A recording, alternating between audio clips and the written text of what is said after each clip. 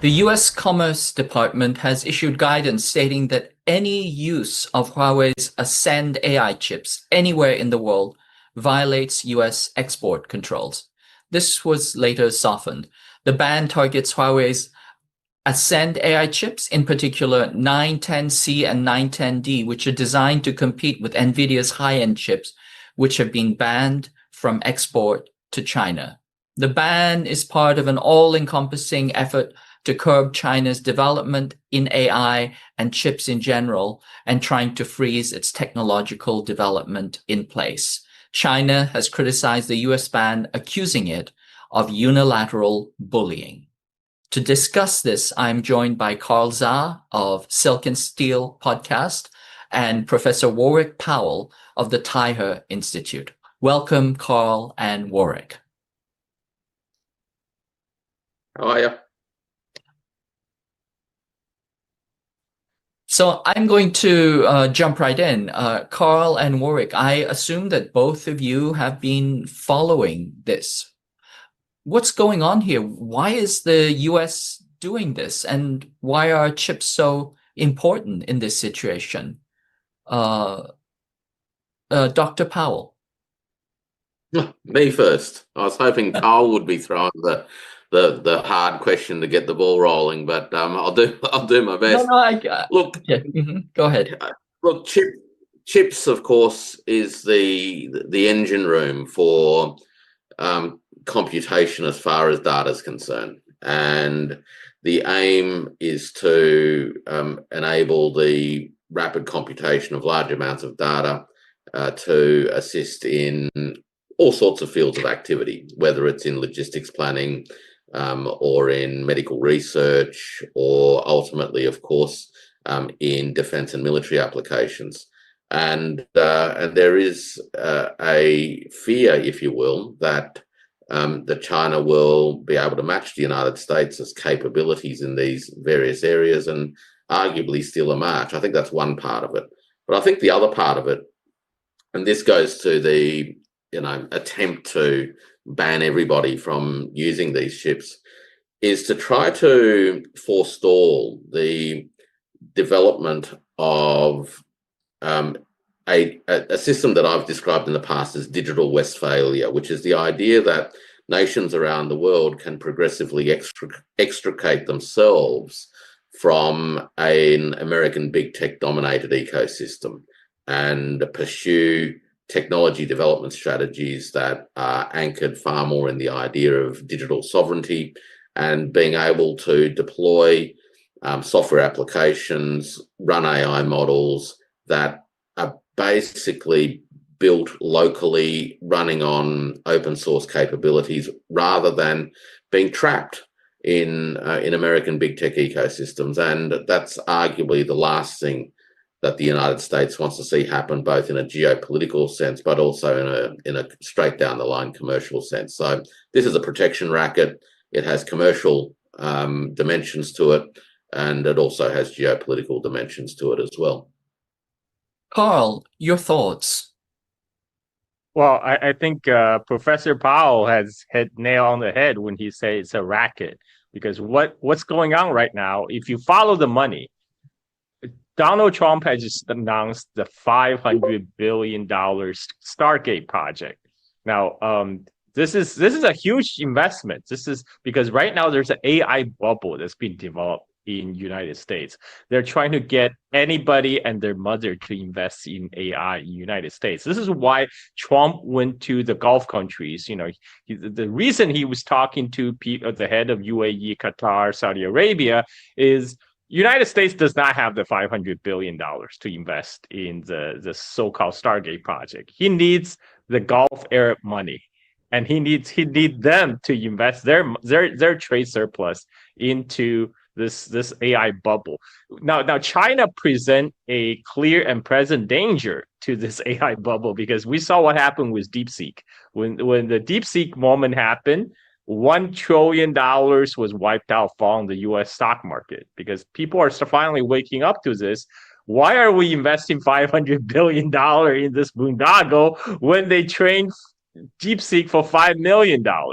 And so they see rightly saw China as a competitor in AI space, but they also saw that the threat of China in bringing down the price, like China do with everything. When China enters a field, the price come down. We saw that happen with first toys, shoes, and then electronics, and now that's going to move to EVs as well. But what the AI is what they consider one of the last frontier where they think the US still have a slight edge, and they want to preserve that by, in the spirit of competition, by way of Tanya Hardin, they want to kneecap China's progress. So this does not threat their own their tech dominance, and also it does not blow up the incipient AI bubble that's building in the U.S.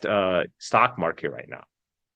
Of course, there is an AI bubble, but also the US AI companies, AI tech companies have explicitly boosted the value of AI in terms of waging war against China. Now, we know that currently the US has an edge in compute, but it doesn't really have an edge in data or algorithms, which are all part of the three-legged stool that make up what AI is.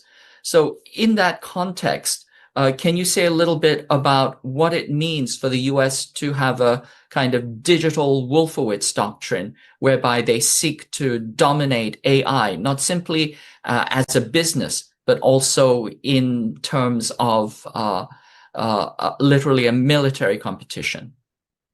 Well, I mean, this is one of the chief reason a lot of the people who are building up the AI hype in US are justifying all this $500 billion investment into Stargate project by saying, okay, we have to win this race versus China, because once we develop AI will do everything. That because whoever then controls AI will win the war. For them, it's a zero-sum game.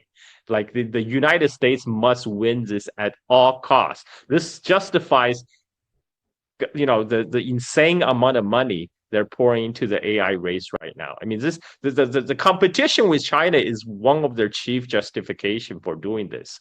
And I think for many of them, this is really more of a grift, because there is really just to blow up the AI bubble even further by saying this is a national security issue. It's a do or die issue. We cannot let China surpass us. It appeals to people's American supremacist mindset. People have their identity kind of so intertwined with the idea that United States must remain number one. They will do anything to justify it, even when there's much needed investment into infrastructure, education. But no, let's put everything into AI, because that's where we need to go right now in order to win against China. But I think at the end of the day, it's still about money. I think half of these people don't even believe a word they're saying.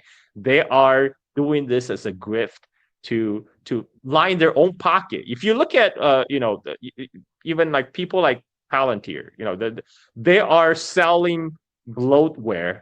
I mean, okay, yes, they are enabling U.S. military industrial complex. They're enabling genocide in Gaza. They are, they're doing all that, everything they said they would do. But at the same time, their ultimate aim is to profit. To profit from human misery, to profit from sucking the money from the U.S. taxpayers' base into their own pocket. That's what really is all about at the end of the day. Yes, and I think that we can certainly see that AI is being sold as the literal killer app, the ultimate killer app, if you will. Dr. Powell, what do you think about that proposition, that this is literally a grift? Of course, we know that the Ascend chip is being sold at 50% of the price of the Nvidia chip, Nvidia H20, and also the H100. And it seems like it is a significant entrant into the field. And therefore, the US is literally making it impossible for countries to use Huawei or Chinese chips. It's literally, you're with us or against us. You have to make a choice. Dr. Powell, your thoughts about this? Well, American big tech has always been intimately intertwined with the interests of American defense. And this goes back to the 1950s and the 1960s.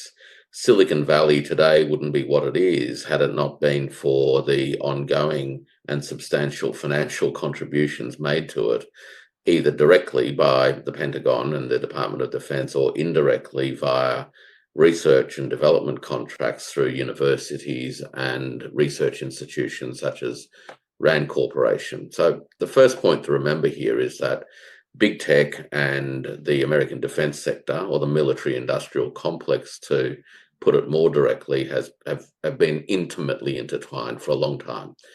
What is happening a little bit at the moment is that there are some new kids on the block who are moving in on the action, and because they have seen that there is substantial largesse. And I think Carl's right when he says that by and large, many of these folk don't necessarily believe anything that they say, but they also know that this is exactly what you need to say at the moment to jump onto the gravy train. It is the ticket, for the best seats on the gravy train. The second thing too to, I guess, bear in mind is that whilst there is a view that this may be the killer app today, we've been promised killer apps for a long, long time. And of course, it never seems to materialize. And we'll move from one grift and run crisis, when the bubble pops, to the next one. And the problem, I guess, now that the tech sector faces in the United States is that China is offering a viable competitive alternative in very fundamental terms, in cost terms, of course, which enables countries around the world to access technologies that previously they couldn't. So, China has a business model that essentially prices people in through abundance, whereas the West has developed a business model that prices people out through confected scarcity. And I think that this is the case right up and down the technology stack. The last piece, and perhaps there's actually a fourth leg to this stool, is the long run availability of energy. And, you can have all of your best hardware in the world. You can actually have the best algorithms as well to run on that hardware. But if you don't have, and you can have access to lots of data too. Palantir certainly is doing its best to ensure that American AI technology has access to all sorts of data from all sorts of people around the world. But you also need to have access to energy. And one of the challenges that North America in particular faces is the ability of the North American energy system, the electricity system in particular, to deliver the kind of energy requirements that the AI data centers are likely to require, and at the same time keep a lid on electricity inflation, right? So part of the problem as AI booms is that it's going to demand a lot of the available capacity, as well as put increasing pressure on the network. So the electricity distribution network and the substations that connect the network up were never designed to deal with these loads, and there will need to be massive investments in updating the electricity network to handle these loads. How that's going to get funded, particularly given that the vast majority of the electricity network in America is run by private corporations, well, it will get funded if the price is right, which means that prices for consumers and businesses are going to be affected because they're going to be facing competition for energy from data centers. So I think that these are some of the dimensions at play, and China literally represents a commercial threat amongst everything else. If you're a small business or a community organization in Africa, for sake of argument, and you had a choice between running DeepSeek on a local computer on the edge versus paying a lot of money to access a so-called open AI model. Well, I know where they'd go.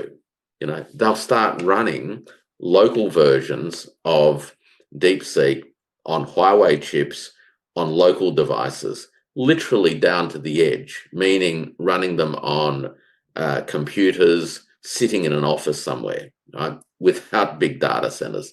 This is what China's enabling, and it's certainly not the business model that the American big tech sector wants to see on the scene.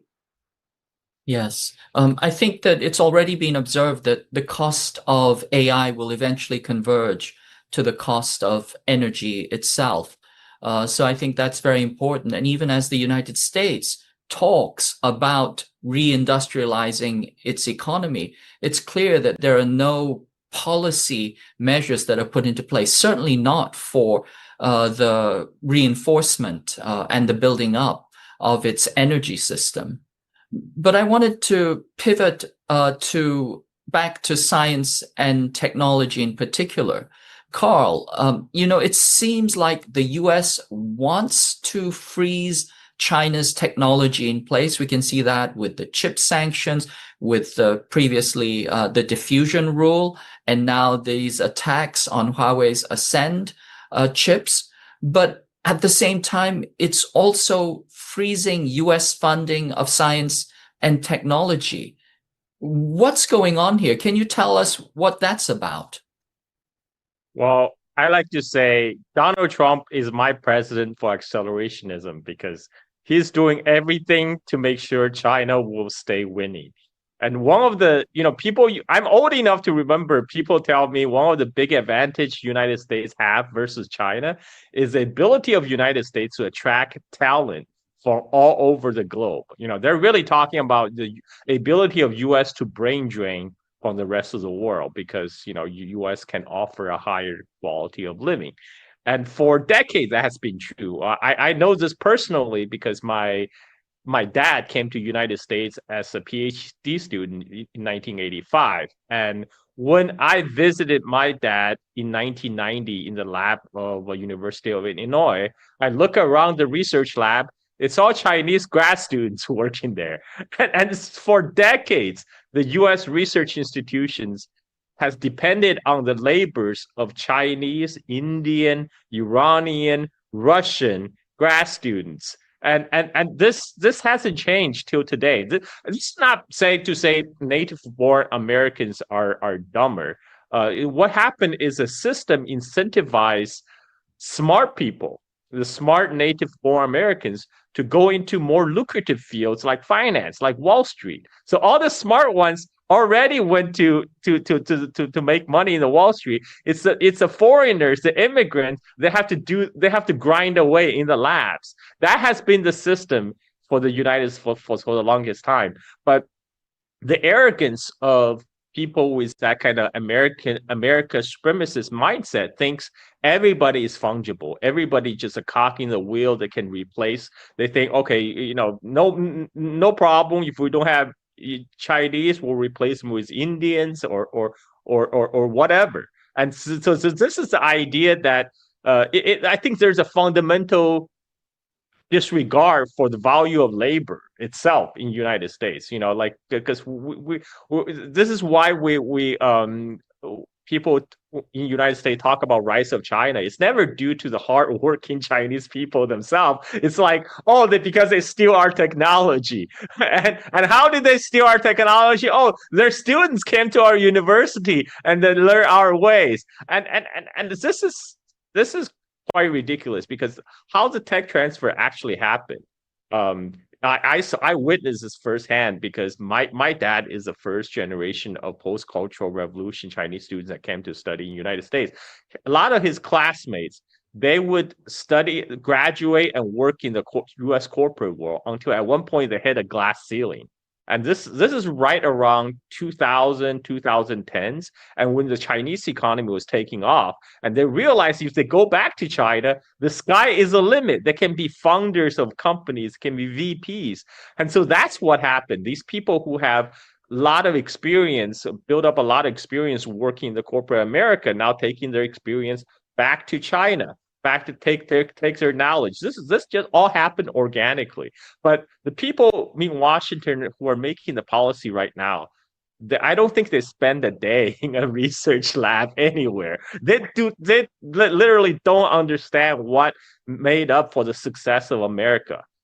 So they're literally shooting themselves in the foot right now by restricting foreign students, closing down fundings for science education. This is also part of the kind of, I guess, the wider cultural war inside the United States, right? Like people really don't have much respect for science, which is a sharp contrast in China. Like if you look surveys after surveys, it shows that Chinese publics, they're very excited about technology. They all think that technology will bring a better future for them tomorrow. And this is a sharp contrast to the attitude in the Western world. But I'm not saying this is the Western world have as the wrong attitude. But in many ways, I think their attitude is justified because the Western governments have for decades been using technology to do really screwed up things against their own citizens, like mass surveillance. We all know about that, and we already talk about AI, how U.S. big tech is tightly embedded with the defense industry. So, I mean, people are right to be wary of U.S. government investment in technology. But whereas in China, people in China have a quite different experience with technologies. Throughout their lives, they saw technology improve their life tremendously, and this is why they're very optimistic about the technological applications. This is why also people in China are flabbergasted to see what Trump administration is doing to the science foundation of America, because they all thought that's what made America great.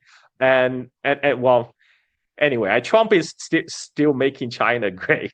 Like there's a Chinese internet meme saying Trump is a great builder of nation, except the nation is China. And I think that meme is playing out in real life right now.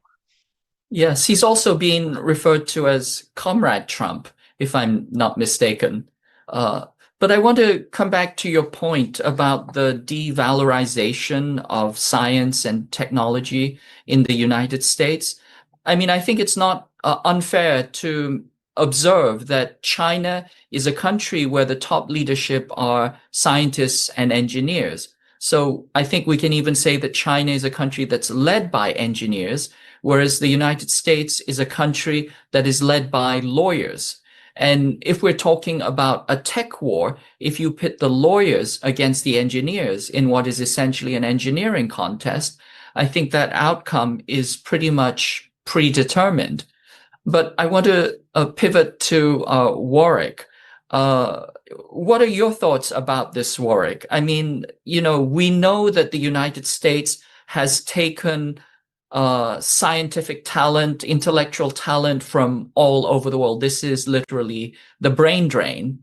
And we know that, over generations, we first saw the Hungarians, the Hungarian Martians, and then Eastern Europeans, other Eastern Europeans, and then Chinese and Indians. They have formed the bulk of the intellectual labor force that has created the US as this engineering and scientific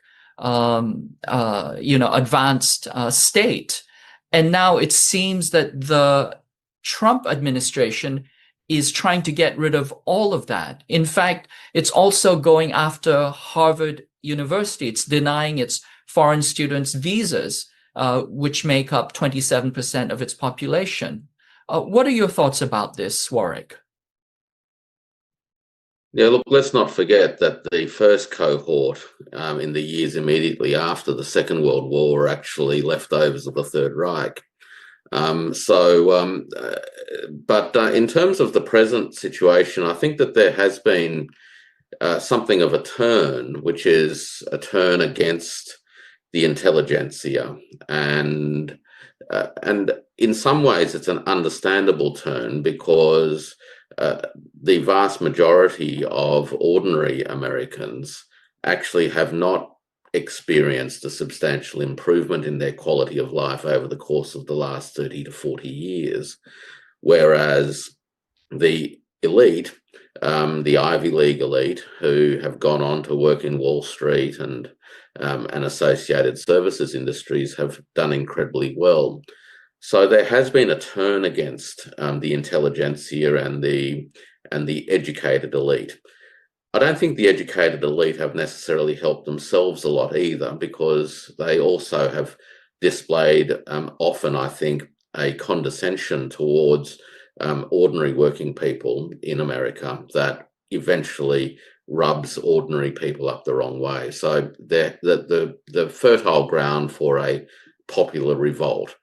We've also, of course, seen a revolt against a whole range of sciences, and the circumstances surrounding the way in which the United States dealt with the pandemic, I think, added fuel to the fire in terms of public skepticism and doubt around the role of the scientific community. And you add on to that, of course, the politicization of global climate questions, and you have an environment where there is heightened public skepticism directed towards the world of science. What was once the untouchables are now touchable, and as a result of that, the flip side has been the sort of cultivation of a sense that people can legitimately take pride in their anti-scientific and anti-intelligentsia kind of disposition, the eulogization of ignorance in a sense. And I say that not in a way that seeks to disparage, but just to describe this sort of cultural turn. So that's one part of the story, I think. The second part of the story, I think, is fundamentally political. And that is that many of these institutions have also been seen, rightly or wrongly, as bastions of liberalism. And the cultural turn, in a political sense, that we're witnessing is a direct attack at the pillars of the liberal intelligentsia and what is in effect the liberal class. And the attack on Harvard is a classic example.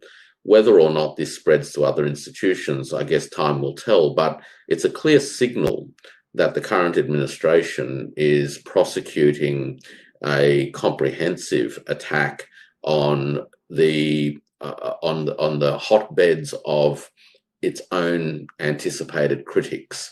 And wherever they are, they're going to be targeting them to weed them out, whether it's in the old mainstream media or, of course, the Ivy League institutions, where you find few friends of the administration. So there's a domestic political component, and I think there's also a broad cultural sweep.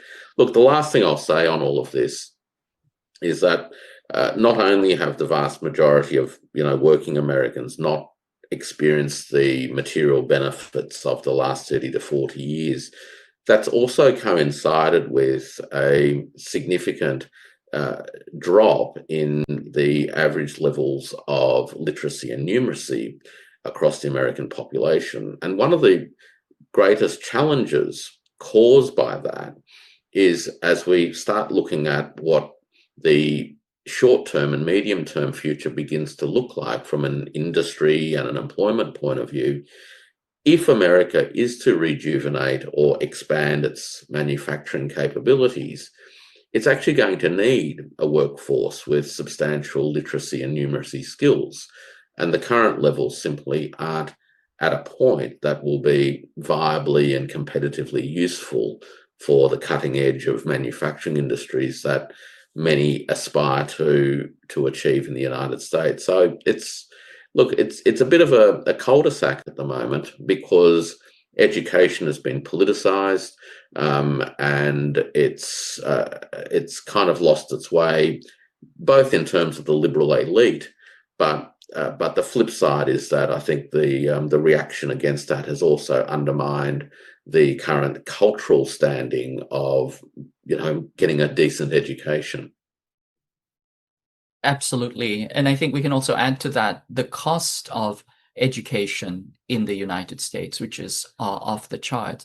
But I want to touch back on your idea that, the intelligentsia are bred in the Ivy Leagues and the top institutions. To a certain extent, they are finishing schools for the ruling class, for the potentates and their quislings. And we also know that when we think of the liberal arts are actually derived from, what the British used to refer to as classics, which is to say the markers of education that confer class distinctions. So the liberal arts are really about those who are liberated from the need to do labor, rather than any notion of, liberalism as freedom itself in the Enlightenment sense. But I want to ask this question to Carl as well regarding Harvard University. I think it's important to point out, in the United States, Harvard is considered to be the institution, the educational institution. And I think it's also instructive to compare it to, for example, Cambridge University, which is the model from which Harvard was drawn from, which is why the city itself is called Cambridge. We know that during the same period, approximately 400 years, Cambridge University invented the scientific method. It invented physics, mechanics, multiple areas of physics. It developed several branches of math. It created 5 literary movements. It discovered the theory of evolution. And during that same period, Harvard's main scientific achievements were to invent napalm. So what are your thoughts about this, Carl? This kind of eulogization of ignorance in the United States and perhaps even in the academy itself? For the people who have seen the movie Idiocracy, I never imagined that's actually a future documentary, because that's the way where United States is headed right now. And but this is it's a serious issue where I think that you said something that was interesting earlier. You said these elite school, Ivy League school, are basically finishing school for the elite. And a lot of the time right now, the elite class is dominated by lawyers, right? And whereas China, they have their leadership is composed of engineers. And you can also see how the AI is being applied in both countries. In China, the AI has been adopted across a wide swath of manufacturing. They're using AI to make better cars, to make better EVs, and incorporate AI in their manufacturing techniques. Whereas in United States, AI is still primarily used as chatbots, right? Because that PowerPoint presentation, that's what United States has a lead over China, talking. Whereas China leads by doing things, by constructing things. And this is why I guess this is what Adam Smith talk about comparative advantages, right? You focus on what you do best. In China, they use AI to apply to manufacturing, and in United States, they apply AI to make more PowerPoint presentations. But this the problem with U.S. right now, I mean, the attack on universities, the cultural wars, this is just a manifestation of a deeper systematic problem.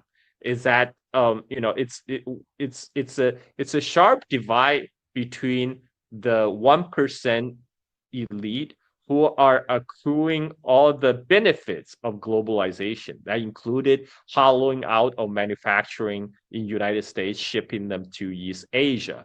It's the big corporations, they're making a lot of money from this offshoring, and the value is accrued to the top executives and their shareholders. Again, 1%. And many of this 1% who sent their kids to places like Harvard. And whereas vast majority of Americans are being left behind. Joe Sixpack in Michigan, they saw their factory getting shipped overseas, and they don't have chance to go to Harvard, and they're the ones who are not deriving the bulk line share of the benefit of the much talk about globalization. Instead, they see their quality of life has deteriorated. The only thing they can, as compensation, is that now they can have access to cheaper consumer goods in Walmart, and they have access to cheap credits. But this system is not sustainable, and this is why I think what we're seeing right now is kind of I remember there's a Chinese professor of international studies, Zhang Weiwei from Fudan University. He actually said Trump has identified all the problems that present in the U.S. society, but all the solutions that he provided to these problems only makes the matter much worse. And I think that's what's going on right now. I think you're right, Carl. And I think what's interesting is that, for example, Scott Bessent has said that China has to change. But ultimately, I think it's pretty obvious that it's the United States that has to change, and certainly probably more in the direction of China than in anywhere else. But coming to Dr. Powell for the last question, we know that the United States has deindustrialized over 50 years. Not only has it deindustrialized, but it is actually de-skilled. And these are systemic structural shifts that you see inside of monopoly capital, the transition to financialization. So we can say that China builds, and not only does the US bomb, but it simply financializes. China educates, and the US miseducates or uneducates. So these, as Carl has pointed out, are systemic and structural trends. And at the same time, the US is still thinking that it can take the battle to China and that it can prevail. And certainly in the financial domain, it is creating what are virtual particles of value that actually exist but don't have any real tangible existence. Can you say a little bit more about what this fundamental shift that is happening in the world is about, and how that will fall out eventually for both China and the United States? Yeah, it's a great question. Look, I think that the first thing I'll say is that I still find it a little bit hard to understand what it is when the US talks about China being a pacing threat and how it needs to prevail and this, that, and the other, in the sense that I'm actually never quite sure what prevailing means. What does winning actually look like?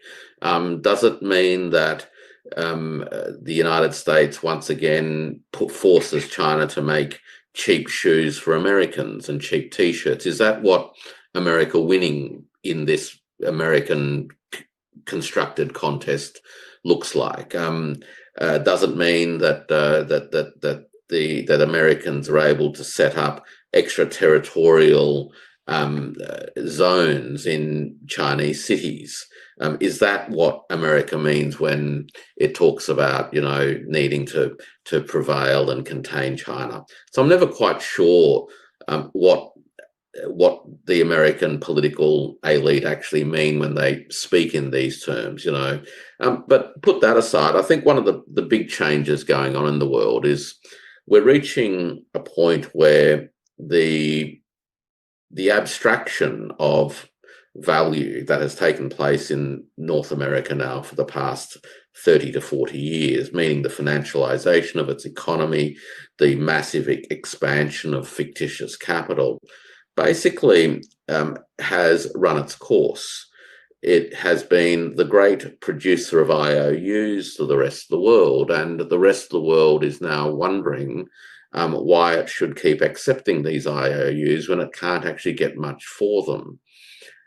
And it's even more pronounced when the rest of the world looks at its own circumstances and the circumstances of their own people and realize that their quality of life is fundamentally determined in a material sense, meaning that people need to eat, people need housing, people need access to energy, they need access to education services and health services that are actually affordable, service provided with the end in mind of helping people through an illness, as opposed to being an insurable, commoditized, financial service.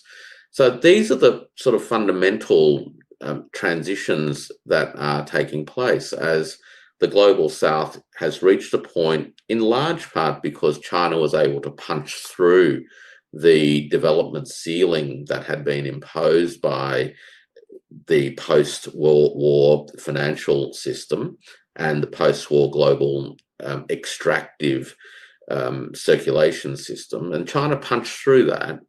And because of its scale, it's actually now enabling other countries in the world to take advantage of the ground that China's sort of prepared, meaning that it can access technologies, it can access education and know-how, and of course, by doing that, they're able to pursue their own development pathways with their own energy systems that are no longer dependent upon others, with data systems that we were talking about earlier, which recognizes the need to build greater sovereign capabilities within information systems. So that's the big shift that I think is taking place.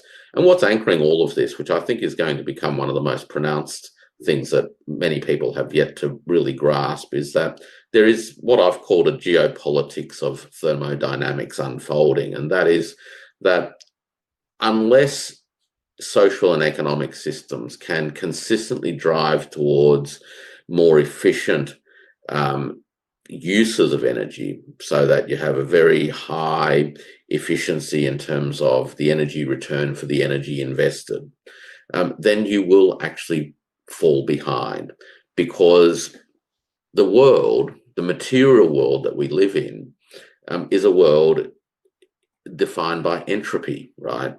And so unless you can grasp that and bring efficiency back into that to counter entropy, you're going to end up with insufficient energy resources that your society actually needs to function. And that, I think, is what's unfolding in a sort of a big abstract, big picture kind of sense. Yes. And final words to you, Carl. China is actually building out renewable energy on a scale that has never been seen before. So can you comment on what Dr. Powell has just said? Yeah, I mean, Dr. Powell has mentioned already, to really do the huge AI build out, to build all these data centers for the so-called Stargate project, they actually need massive amount of electricity. But if you look at the electricity generation in United States versus China, you will see for the last 20 years, the power generation in United States is basically flat. And whereas in China, it's going straight up. And China is investing in everything. They're building wind power, solar, hydro, nuclear. And they are, China could, because China never put one, they'll never put all the eggs in one basket. They're doing a across the board build out of their power generations. And this is also for national security purposes, because China is an oil and gas importer, is a fossil fuel importer. So, and U.S. Navy made very clear that they want to use Strait of Malacca as a choking point against the Chinese energy supply. So by building out these renewable energies, China is actually reducing its own dependency on foreign imported oil and gas. And we saw that this year, for the first time, the China's carbon emission is actually flatlining at the same time when the electric consumption has been rising by 4.7%. So this is because of the massive build out of renewables. And now China can support itself with energy generated from from the sun in the desert of Xinjiang, for example. So right now for China, they are actually best poised to lead the AI revolutions because they actually have the energy to do it. They actually have plenty of cheap electricity and energy source to power this AI revolution. And because for US is all about PowerPoint presentation. China actually out there building. And this is and by the way, I want to remind people the whole Huawei sanction, the latest sanction against Huawei chip, United States is trying to address a problem that it itself has created. Because before, China was perfectly happy to buy AI chips on Nvidia, but United States government says no, you cannot sell those Nvidia chips to China. So Nvidia came up with a neutered version of their best AI chip, H20. But Trump administration again banned the sale of H20 to China. So now Chinese company have no choice but to source from Huawei. And so but what the sanction applied to Huawei is saying is anybody who uses Huawei chips will be in violation of US export control. What that means, actually, it means if a Chinese company with only catering to Chinese consumers, if those Chinese companies use Huawei AI chips, they will be in violation of the US export control, and therefore they will be placed on the US entity list and liable to be sanctioned by United States. But right now, with all these sanctions getting ridiculous, what's Washington going to do? Are they going to go, basically, are they going to return back to the days of 145% tariff on Chinese goods? We just experienced that last month. It has been a disaster. So I don't think they're gonna. And Malaysia just announced that they're gonna open a new AI data center using Huawei chips, and they're gonna use that to train DeepSeek. So what is the United States gonna do? They're gonna slap additional tariff on Malaysia? I mean, the countries in Southeast Asia, they have already cast their die. They already made their choice. People like former Singaporean diplomat Kishore Mubani had repeatedly tell United States, do not make us choose between US and China. We don't want to choose between US and China. What he's really trying to convey to people in Washington is, you may not like the choice we'll have to make because we're going to choose China. And that's what happened. And I think that's happening not simply in the ASEAN countries, but across the planet. I also know that there is a meme on the internet where the Chinese are asking the United States to sanction their soccer team because they've seen what a salutary effect that it has on any domestic endeavor. But on that note, I think we'll leave it at that. Carl, can you tell us where people can follow you? I do have my own YouTube channel. It's just Carl Za, and I'm also a prolific ship poster on X. So it's under my same handle, Carl Za. I also run a podcast, Silk Steel podcast, out of Patreon, where I focus more on history, Chinese history. I'm doing chronological retelling of Chinese history from the very beginning.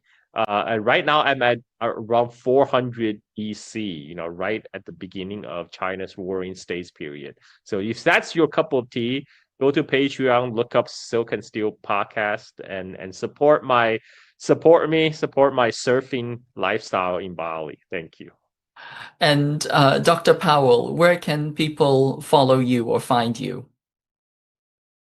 Look, probably the easiest place is to look at Substack. Warwick Powell, it's .substack.com, I think is how it works. So anyway, go to Substack and look for my name. And I don't think that there's too many Warwick Powells there, and there's plenty of stuff there.